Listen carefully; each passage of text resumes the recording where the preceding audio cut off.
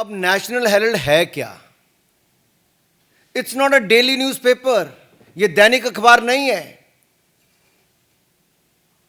It's a non regular paper. ऐसे एक तो वीकली पेपर है और वो भी छपता है। क्या छपता है? यहां पर इतने सारे पत्रकार, आप में से कोई नेशनल हेराल्ड से है क्या? कोई नेशनल हेराल्ड पढ़ता है क्या?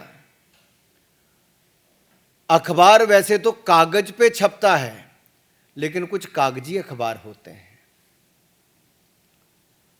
जो छपते भी नहीं, बिकते भी नहीं, बंटते भी नहीं, दिखते भी नहीं और पढ़े भी नहीं जाते। ये उनमें से एक है।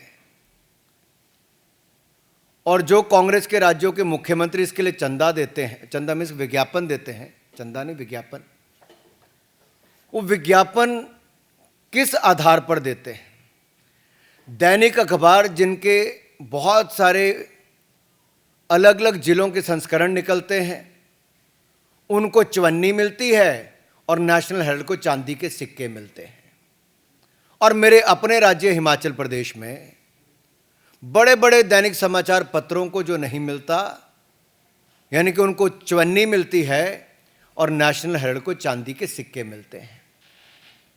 और वहीं पर प्रदेश के मुख्यमंत्री जिन्होंने बड़े बड़े वायदे किए थे, या कांग्रेस पार्टी ने, वो 10 गारंटियां आज तक पूरी नहीं हुई। ना महिलाओं को पैसे मिले, ना डीए की किश्त मिली, ना बाकियों को गोबर खरीदा गया, ना दूध खरीदा गया, जो दाम देने थे वो भी नहीं दिए।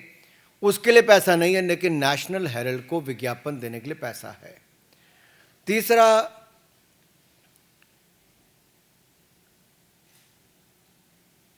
ये जो आंकड़े सामने आए, इसके बाद कांग्रेस पार्टी ने कहा नहीं नहीं, कुछ तो खरीद फरोख्त हुई नहीं।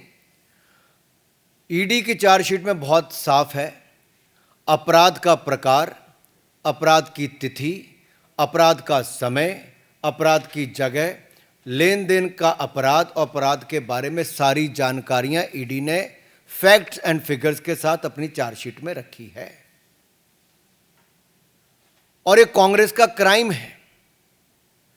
This is a Congress model of corruption, where a weekly newspaper is getting much more amount than the daily newspapers, and a paper which is not even published at times.